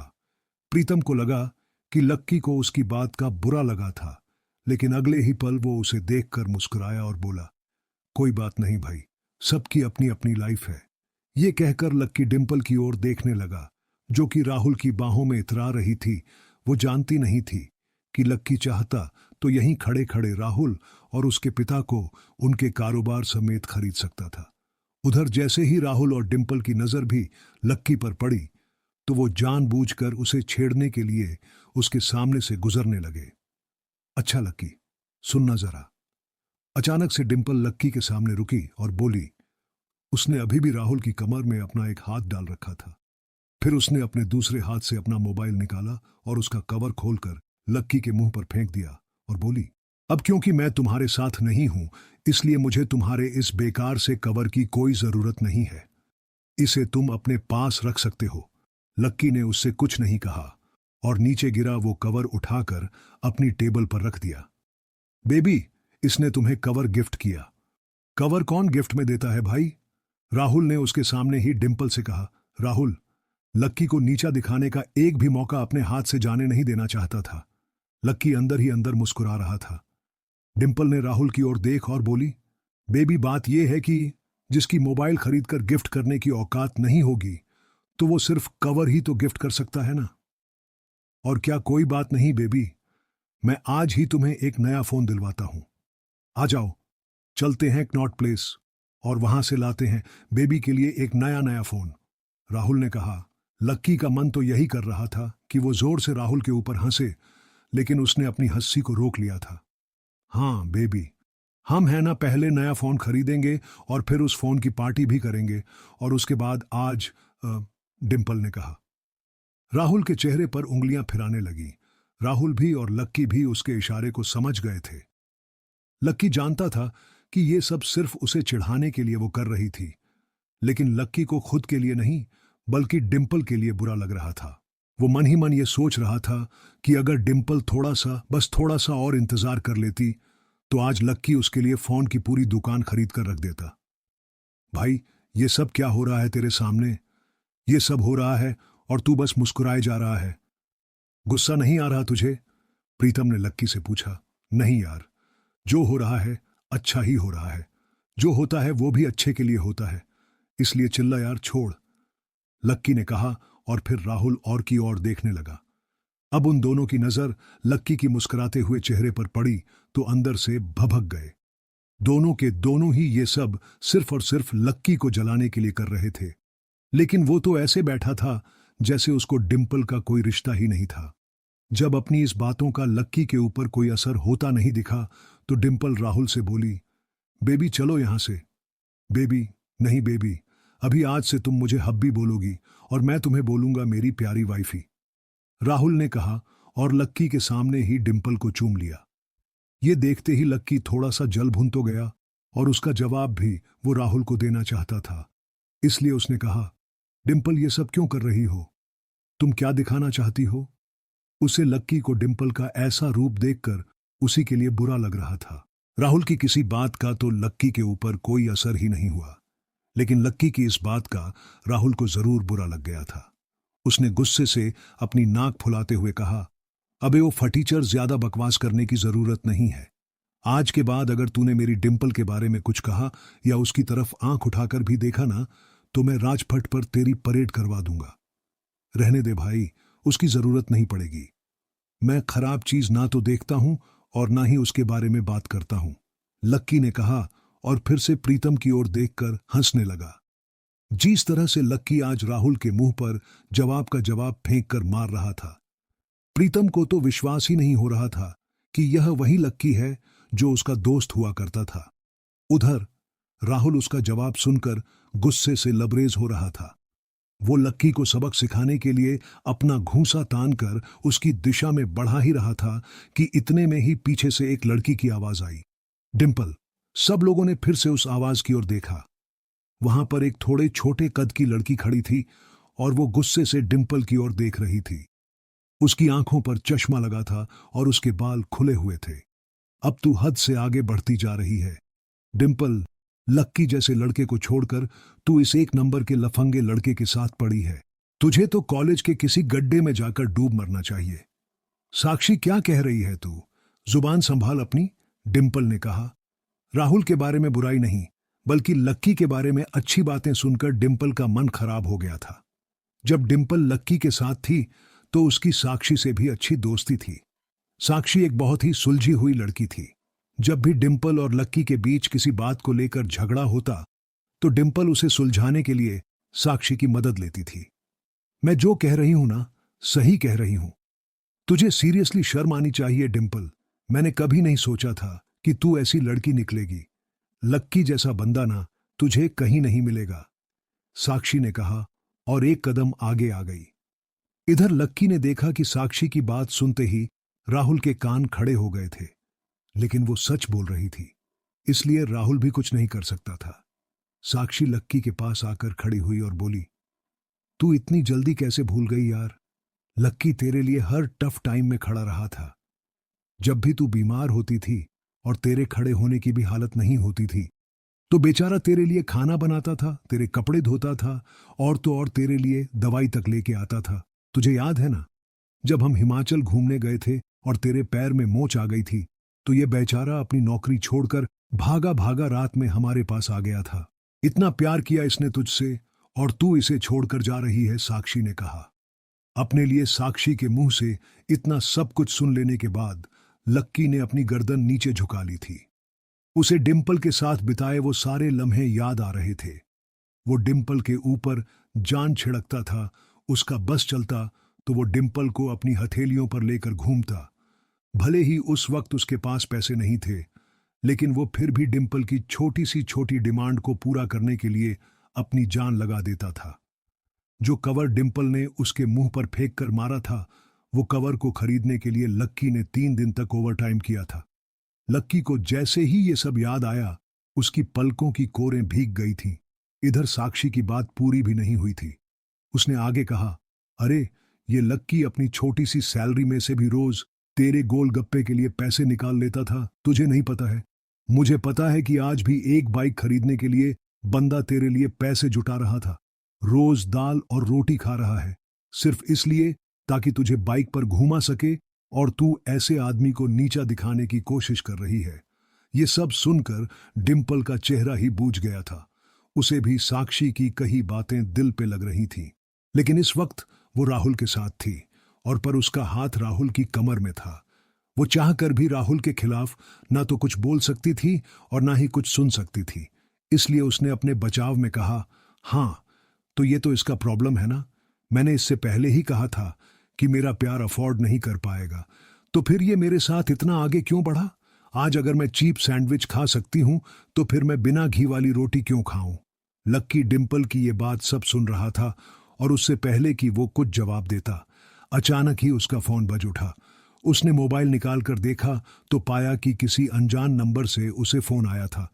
साक्षी और डिंपल के बीच हो रही बहस के बीच ही लक्की फोन उठाने के लिए वहां से निकल गया। देखा कितनी बदतमीजी से उठ के चला गया। चलो, अभी डिंपल ने राहुल के हाथ को कसकर पकड़ा और निकल गई। डिंपल लक्की को बहुत कुछ बोले जा रही थी। लक्की भी उसकी बातें सुन रहा था। लक्की देख पा रहा था कि डिंपल कितनी बदल गई थी। इधर लक्की ने फोन उठाया और वो कुछ बोलता, उससे पहले ही सामने से आवाज आई, बहुत हो गया, अब बस जल्दी से घर आ जाओ। लेकिन इस वक्त वो राहुल के साथ थी और पर उसका हाथ राहुल की कमर में था। वो चाहकर भी राहुल के खिलाफ ना तो कुछ बोल सकती थी और ना ही कुछ सुन सकती थी। इसलिए उसने अपने बचाव में कहा, हाँ तो ये तो इसका प्रॉब्लम है ना। मैंने इससे पहले ही कहा था कि मेरा प्यार अफोर्ड नहीं कर पाएगा, तो फिर ये मेरे साथ इतना आगे क्यों बढ़ा? आज अगर मैं चीप सैंडविच खा सकती हूं, तो फिर मैं बिना घी वाली रोटी क्यों खाऊं? लक्की डिंपल की ये बात सब सुन रहा था और उससे पहले कि वो कुछ जवाब देता, अचानक ही उसका फोन बज उठा। उसने मोबाइल निकालकर देखा तो पाया कि किसी अनजान नंबर से उसे फोन आया था। साक्षी और डिंपल के बीच हो रही बहस के बीच ही लक्की फोन उठाने के लिए वहां से निकल गया। देखा कितनी बदतमीजी से उठ के चला गया। चलो, अभी डिंपल ने राहुल के हाथ को कसकर पकड़ा और निकल गई। डिंपल लक्की को बहुत कुछ बोले जा रही थी। लक्की भी उसकी बातें सुन रहा था। लक्की देख पा रहा था कि डिंपल कितनी बदल गई थी। इधर लक्की ने फोन उठाया और वो कुछ बोलता, उससे पहले ही सामने से आवाज आई, बहुत हो गया, अब बस जल्दी से घर आ जाओ। तुम्हें ऐसी लड़की के लिए परेशान नहीं होना चाहिए लक्की, कोई जरूरत नहीं है दुखी होने की। लक्की ने सिर्फ हाँ मैं अपना सिर हिलाया और अपनी मुस्कान को और थोड़ा सा बड़ा कर लिया। साक्षी के उसके कंधे पर हाथ रखने की वजह से लक्की को अच्छा महसूस हो रहा था। कम से कम उसके आसपास कोई तो था जिस पर वो विश्वास कर सकता था। हाँ यार, तू चिंता मत कर, तुझे इस डिंपल से भी अच्छी लड़की मिलेगी, देख लेना, प्रीतम ने दूसरी तरफ से उसके कंधे को थपथपाते हुए कहा। लक्की को अब सचमुच काफी अच्छा लग रहा था। अच्छा चलो, आज हम तुम्हारे आजाद होने का ना जश्न मनाते हैं। मैं अपनी तरफ से तुम्हें ट्रीट दूंगी, कॉलेज के बाहर कहीं चले, कैंटीन का खा खा करना, मैं बोर हो गई हूं, साक्षी ने कहा। हाँ यार, कैंटीन से तो मैं भी बोर हो गया हूं, प्रीतम ने कहा। साक्षी ने उसे घूर कर देखा और बोली, अबे तुम्हें कौन ले जा रहा है? ये सुनते ही प्रीतम को झटका सा लग गया। वो जानता था कि साक्षी बहुत ही साफ और सपाट बात करने वाली लड़की थी, लेकिन एक दिन वो उसकी इसी साफ गोई का शिकार हो जाएगा। उसे अंदाजा नहीं था। नहीं नहीं, मैं तो खुद भी नहीं जा रहा था यार, मुझे तो निम्मी से मिलने के लिए जाना था। मैं तो बस बता रहा था कि मैं भी बोर हो गया हूं। कैंटीन का खा खाकर प्रीतम ने अपनी ओर से सफाई देते हुए कहा, हाँ लेकिन ट्रीट तुम मुझे नहीं, मैं तुम्हें दूंगा, पर आज नहीं, किसी और दिन। और इस बार हम उस चमन पाव भाजी वाले के पास नहीं जाएंगे, उससे थोड़ी दूरी पर सामने वाली लेन में जो रेस्टोरेंट है ना, सन एंड मून, वहां चलकर खाना खाएंगे। लक्की ने कहा और अपनी जगह से खड़ा हो गया। साक्षी ने जब उसके मुंह से सन एंड मून का नाम सुना तो उसके कान खड़े हो गए। उसे उम्मीद नहीं थी कि लक्की को डिंपल के जाने के बाद इतना बड़ा झटका लगेगा, जितना पैसा लक्की 10 दिन में कमाता था। साक्षी ने सुना था कि सन एंड मून में उतना पैसा सिर्फ एक बार में ही पूरा हो जाता था। उसे विश्वास नहीं हो रहा था कि लक्की इतना बड़ा कदम उठा लेगा। वो झिझक कर हंस पड़ी और बोली, हाँ हाँ ठीक है, मतलब ठीक है, मैं इंतजार करूंगी। वैसे तुम्हें एक बात बताऊं लक्की, मैं ना अभी तक सन एंड मून के अंदर गई नहीं हूं। साक्षी के चेहरे पर हल्की सी शर्म आ गई थी। साक्षी को लगा कि लक्की ने सिर्फ जज्बात में बहकर यह बात बोल दी थी कि वो उसे सन एंड मून में ट्रीट देने वाला था, लेकिन उसे मालूम नहीं था कि वो साक्षी को जिंदगी भर भी अगर वहां खिलाता तो भी उसकी जायदाद पर कोई असर नहीं होने वाला था। ठीक है तो फिर मिलते हैं, बाय लक्की, फिर साक्षी ने कहा और वहां से निकल गई। इधर प्रीतम और उसके दूसरे दोस्त भी उसे अपने साथ लेकर कैंटीन की ओर आ गए। जैसे ही वो कैफेटेरिया में दाखिल होने वाले थे, अचानक से गर्वित रुक गया। उसकी आंखें उसके फोन पर घड़ी हुई थी और एक पल के लिए फोन को देखने के बाद गर्वित ने कहा, भाई साहब, ये अमित ने ग्रुप चैट पर अपनी फजीहत करवा ली यार। खोलो अपना ग्रुप चैट, खोलो अपना हॉस्टल वाला ग्रुप, देखो क्या लिखा है इसने। लक्की और प्रीतम ने तुरंत अपना फोन निकाला और हॉस्टल वाला ग्रुप खोल लिया। हालांकि लक्की ने हॉस्टल छोड़ दिया था और सिर्फ डिंपल की वजह से वो एक छोटे से कमरे में रहने के लिए आ गया था, फिर भी उसने हॉस्टल का ग्रुप नहीं छोड़ा था और ना ही प्रीतम और गर्वित उसे ग्रुप छोड़ने देना चाहते थे।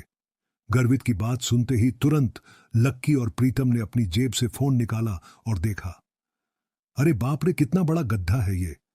लक्की ने उन दोनों से कहा, अमित ने उस ग्रुप में एक मैसेज भेजा हुआ था जिसमें लिखा था, दोस्तों, आज से तुम्हारा भाई अमित सबके सामने ये ऐलान करना चाहता है कि तुम्हारा भाई फिर से सिंगल से मिंगल हो गया है। सबके सब जल्दी आओ हॉस्टल, आज का लंच तुम्हारे भाई की तरफ से है। चलो, अच्छा है किसी को तो लड़की मिली। वैसे भी इसका अकेलापन झेला नहीं जा रहा था, लक्की ने कहा। चलो चलो हॉस्टल चलते हैं साले की, आज जमकर खींचेंगे, प्रीतम ने कहा। गर्वित और प्रीतम तो आगे बढ़ गए, लेकिन लक्की वहीं रुक गया था। वो इनके के साथ आने में थोड़ा सा झिझक रहा था। अबे क्या हुआ, तू क्यों रुक गया? भूख नहीं लगी है? गर्वित ने पूछा। लगी है यार, पर तुम लोग जाओ, मैं यही कुछ खा लूंगा। लक्की ने अपनी नजर बचाते हुए जवाब दिया। अरे अब यहां किसके साथ खाएगा? तेरे साथ खाने वाली तो अभी किसी और के साथ खा रही है, इसीलिए चलना भाई, हमारे साथ खा लेना। वैसे भी अमित ने पूरे ग्रुप को बुलाया है और पूरे ग्रुप में तू भी तो आता है, प्रीतम ने कहा। यहां पर लक्की के पास इससे आगे कहने को कुछ नहीं बचा था। उसका मन तो उन दोनों के साथ जाने का बहुत कर रहा था और वो फिर से हॉस्टल नहीं जाना चाहता था। अब वो हॉस्टल का हिस्सा नहीं रह गया था, इसलिए उसे लग रहा था कि वहां खाना ठीक नहीं था। भाई, मुझे मालूम है तू क्या सोच रहा है, लेकिन तुझे मालूम है कि हम क्या सोच रहे हैं, गर्वित ने कहा। क्या सोच रहे हो? लक्की ने उत्साह में पूछा। प्रीतम और गर्वित दोनों मुस्कुराने लगे और लक्की को देखकर बोले, आज के आज ही हम तेरा कमरा खाली कर देंगे, गर्वित ने कहा। क्यों क्यों खाली कर दोगे? लक्की ने पूछा। क्योंकि तू फिर से हमारे साथ रहने के लिए आने वाला है साले।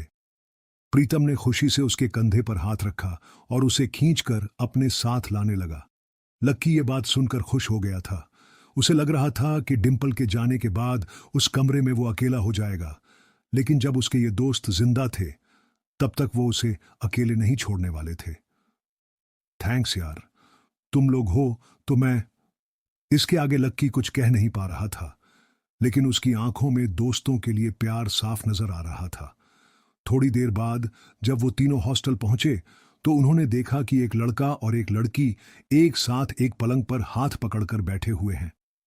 अरे अरे, तुम लोग वापस आ गए। अमित ने चौंकते हुए लड़की का हाथ छोड़ा और तीनों को देखने लगा। अमित का कद हॉस्टल के बाकी लड़कों से लंबा था। उसका शरीर दुबला और सुडौल था। वो खेल कूद में बहुत अच्छा था। बेबी, ये मेरे दोस्त हैं। दोस्तों, ये मेरी बेबी, मेरा मतलब है मेरी गर्लफ्रेंड है। रोशनी म्यूजिक सीख रही है, अमित ने कहा और रोशनी ने सबको हाय किया। फिर अमित बोला, रोशनी, ये मेरे रूममेट्स हैं, गर्वित, प्रीतम और लक्की। लक्की अब हमारे साथ नहीं रहता, लेकिन हमारे दिल में अभी भी जिंदा है ना लक्की? अमित ने थोड़े मजाकिया अंदाज में कहा। हाँ अमित भाई, पहले नहीं रहते थे, लेकिन अब भाई साहब हमारे साथ फिर से रहने के लिए आ रहे हैं। इसलिए आपने इनके बिस्तर पर जो वे प्रोटीन के डिब्बे जमा रखे हैं ना, उन्हें जरा हटा लीजिए, गर्वित ने कहा। यह सुनते ही अमित का चेहरा खुशी से खिल गया। वो चाहता तो यही था कि लक्की, जो कि उन सब की जान था, वापस आ जाए। लेकिन वो ऐसे अचानक से वापस क्यों आ रहा था, इस बात का उसे अंदाजा नहीं था। इसलिए उसने पूछा, पर क्या हुआ भाई? लैंडलॉर्ड से लड़ाई वड़ाई हो गई क्या? नहीं यार, ऐसा कुछ नहीं है, लक्की ने धीमी आवाज में कहा। प्रीतम समझ गया था कि लक्की को आगे की बात करने में शर्म आ रही थी, इसलिए इससे पहले कि अमित आगे कुछ बोलता, प्रीतम ने उसका बचाव करते हुए कहा, अरे भाई, लाइफ है, कभी धूप कभी छांव चलता रहता है। तू ज्यादा सवाल मत कर यार, पलंग खाली कर यार जल्दी, प्रीतम ने कहा और रोशनी की ओर इशारा कर दिया। अमित समझ गया था कि वो उसके सामने इस बारे में कुछ बात नहीं करना चाहता था। अमित ने भी कुछ नहीं कहा और उन पांचों के बीच एक खामोशी छा गई। अमित ने उस चुप्पी को तोड़ते हुए कहा, चलो तो फिर आज रॉबर्ट्स कैफे पर खाना खाने के लिए चलते हैं। रोशनी की रूममेट्स भी आने वाली हैं। तुम्हें और किसी को बुलाना है, लक्की तो डिंपल को बुला देना, वो भी आ जाएगी। अमित ने जैसे ही ये कहा तो गर्वित और प्रीतम उसे गुस्से से देखने लगे। प्रीतम ने तो अपना सिर ही पकड़ लिया था। अमित की मोटी बुद्धि में उसके छोटे छोटे इशारे कभी नहीं घुस सकते थे। ये बात वो अच्छी तरह से समझ गया था। इधर लक्की और डिंपल के बारे में सिर्फ उन तीनों को ही नहीं, बल्कि पूरे हॉस्टल को पता था। अमित को यह बात मालूम थी कि लक्की डिंपल को कभी किसी अच्छी जगह खाने पर नहीं ले जा पाता था, इसलिए उसने सोचा कि उसको ये मौका भी वो अपनी तरफ से ही दे दे।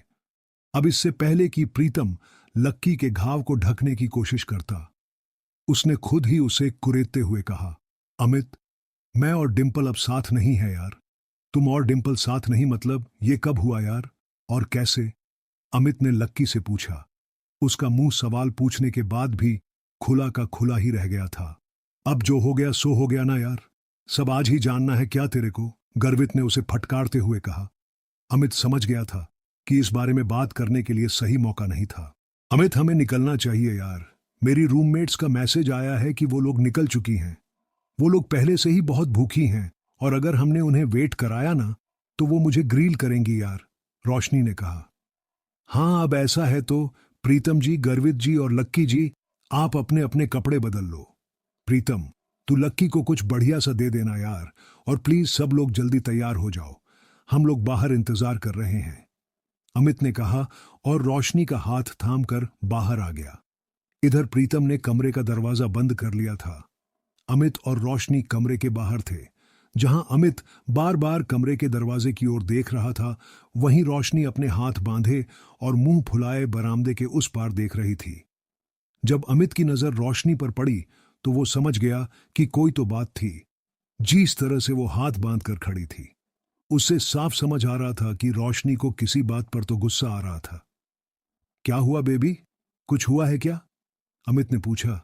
नहीं, कुछ नहीं यार, बस ऐसे ही, रोशनी ने कहा और अपना चेहरा दूसरी ओर घुमा लिया।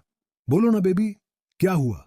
मेरी कोई बात तुम्हें बुरी लग गई क्या? अमित ने फिर से पूछा। रोशनी ने एक बार के लिए उसे देखा और फिर एक गहरी सांस लेते हुए बोली, तुम्हें ऐसा नहीं लगता कि तुम्हारे तुम्हारे ये जो रूममेट्स हैं ये बहुत ही एवरेज हैं? मतलब तुम खुद को देखो ना, ना गर्वित की शक्ल अच्छी है, ना प्रीतम की पर्सनैलिटी अच्छी है, और चलो लक्की तो फिर भी थोड़ा बहुत अच्छा लगता है, लेकिन वो जिस तरह से रहता है, जिस तरह के कपड़े पहनता है, उसे साफ दिखता है कि उसकी जेब टाइट है।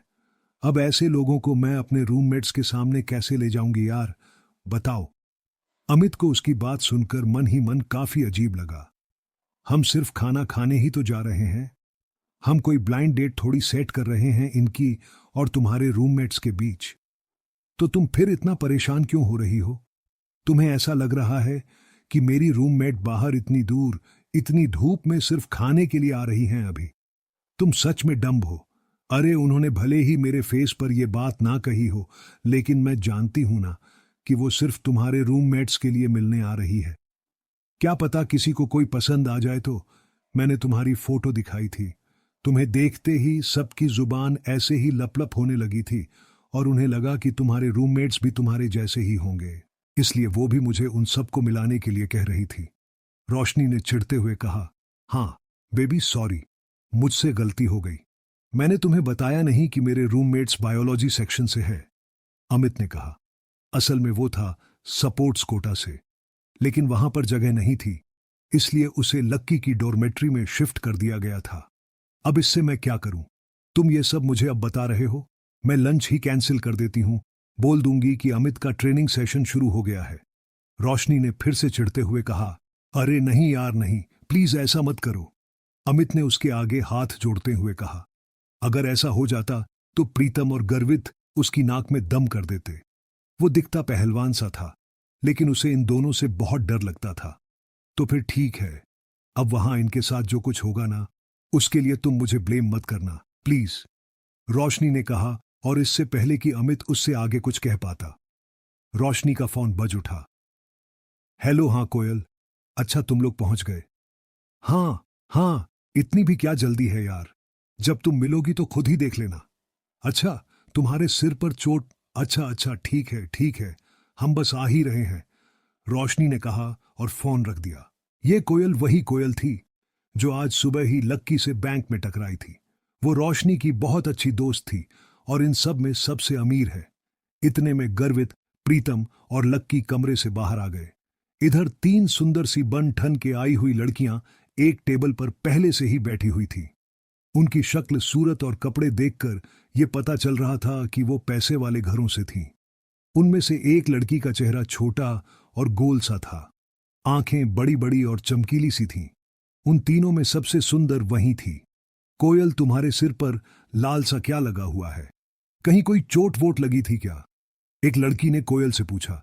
कोयल ने तुरंत अपना फोन निकाला और फिर अपनी सिर पर लगी चोट को देखने लगी और कहा, हाँ यार, आज सुबह मैं अपने पापा के साथ न्यू सिटी बैंक गई हुई थी, तो वहां पे एक गड्ढे से टकरा गई। इतना बेवकूफ आदमी ना मैंने अपनी जिंदगी में नहीं देखा। मन तो कर रहा था उसका मुंह नोच लूं, कोयल ने कहा। अब इधर कोयल लक्की को कोस रही थी, जबकि दोनों इस बात से अनजान थे कि फिर से उनका सामना होने वाला है। आखिर क्या धमाका होगा जब कोयल और लक्की फिर से एक दूसरे के सामने आएंगे? क्या वो लक्की की इंसल्ट करेगी, वो भी उसके दोस्तों के सामने, या फिर लक्की उसे इस बार जवाब देगा?